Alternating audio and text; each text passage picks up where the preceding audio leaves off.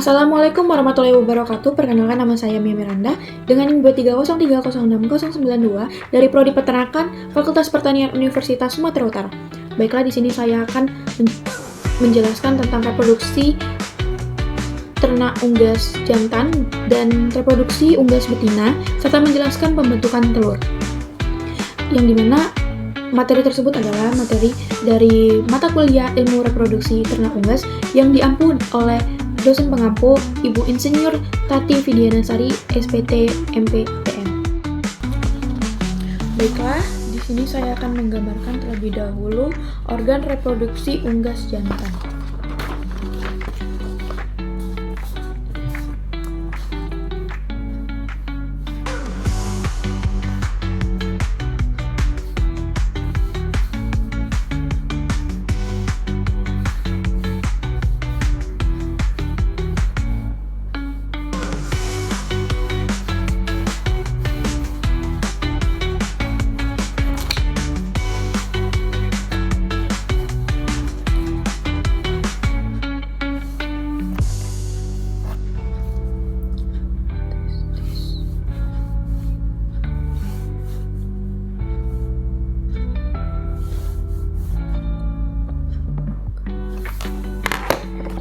Baiklah, ini dia gambar organ reproduksi unggas jantan yang dimana terdapat testis, epididymis, vas deferens, dan kloaka. Dimana testis ini yang di sebelah kiri terlihat lebih besar dibandingkan yang di sebelah kanan. Nah, testis ini adalah organ utama yang menghasilkan sperma dan hormon testosteron yang terletak di dalam rongga tubuh di dekat ginjal dan berjumlah sepasang, serta ukurannya bisa berubah-ubah tergantung musim kawin atau kondisi hormonal dari unggas tersebut. Nah, selanjutnya itu adalah dari testis itu ke epididymis. Di sini epididymis yang melekat pada testis. Nah, testis sperma ini bergerak menuju epididymis, merupakan lekukan yang melekat pada testis dan jumlahnya itu juga sepasang. Epididymis ini berfungsi sebagai tempat penyimpanan sperma sementara sebelum disalurkan ke vas deferens. Nah, di vas deferens ini merupakan organ yang berfungsi untuk menyalurkan sperma dari epididymis menuju ke kloaka. Nah, di kloaka ini merupakan tempat bermuaranya 3 saluran sistem, yaitu sistem pencernaan, ekskresi, dan reproduksi. Pada saat kawin, kloaka unggas jantan akan menempelkannya kepada kloaka betina. Proses ini dinamakan kloakalis. Nah, selanjutnya itu saya akan menggambarkan organ reproduksi unggas betina.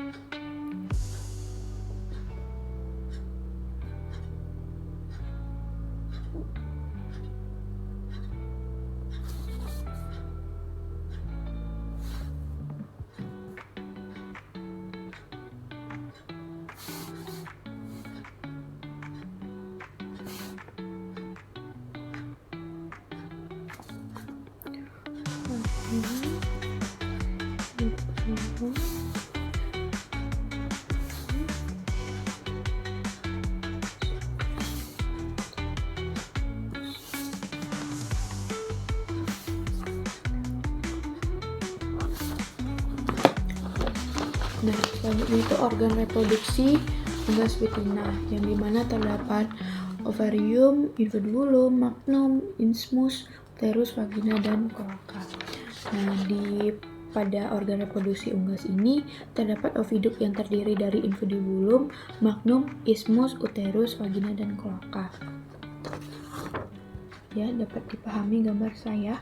Pada unggas dewasa, hanya satu ovarium yang berfungsi, yaitu umumnya pada sebelah kiri, yang kanan ini mengalami regresi. Nah, Ovarium berisi banyak folikel dengan berbagai ukuran dan berisi ovum. Ovarium ini berfungsi menghasilkan ovum dan hormon reproduksi seperti estrogen dan progesteron. Nah, di infundibulum yang berbentuk seperti corong ini dari oviduk berfungsi menangkap sel telur dan tempat fertilisasi jika ada sperma. Nah, selanjutnya itu adalah magnum. Magnum itu bagian terpanjang dari oviduk yang merupakan tempat terjadinya sekresi albumen atau putih telur dan ditambahkannya kekuningan telur. Nah, selanjutnya itu adalah isthmus. Isthmus itu merupakan bagian yang lebih sempit dari oviduk yang berperan mensekresi membran atau selaput telur baik membran dalam maupun yang di luar.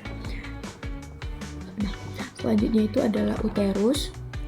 Di sini adalah uterus atau sel gland. Ini adalah organ yang berfungsi dalam pembentukan kerabang atau cangkang telur dari kalsium karbonat. Nah, selanjutnya itu adalah vagina. Vagina ini membantu mengeluarkan telur menuju ke kloaka. Nah, selanjutnya yang terakhir itu adalah kloaka. Kloaka merupakan saluran di akhir untuk sistem pencernaan, ekskresi, dan reproduksinya. Selanjutnya adalah proses pembentukan telur. Nah, dari ovulasi itu pelepasan ovum dari ovarium yang sudah matang itu dilepaskan. Itu yang dilepaskan adalah yolk atau kuning telur beserta ductus germinal yang dipengaruhi oleh hormon LH atau luteinizing hormon. Nah, setelah dilepaskan ovum ditangkap oleh infundibulum. Jika ada sperma, maka fertilasi akan terjadi pada ductus germinal. Ovum itu hanya berada di sekitar 15-30 menit dalam infundibulum. Kemudian ovum bergerak ke magnum. Nah, di magnum albumen itu ditambahkan pada kuning telur. Proses ini menghabiskan waktu sekitar 3-3,5 jam. Nah, setelah itu telur bergerak menuju isthmus. Disinilah membran terbentuk pada isthmus. Telur berada selama 1-2 jam, lalu telur masuk ke uterus. Nah, di uterus itu menghabiskan waktu selama sekitar 18-21 jam. Selama di sini itu terjadi penambahan cairan ke albumen atau pelamping dan pembentukan kerabang telur dari kalsium karbonat secara bertahap. Nah, telur melewati vagina selanjutnya itu vagina kan. Nah, itu vagina hanya melewati hitungan menit dan disinilah lapisan kutikula ditambahkan sebagai pelindung sebelum telur dikeluarkan melalui kloaka. Jadi total waktu dari ovulasi sampai telur keluar itu melalui kloaka yaitu sekitar 25 jam sampai 26 jam.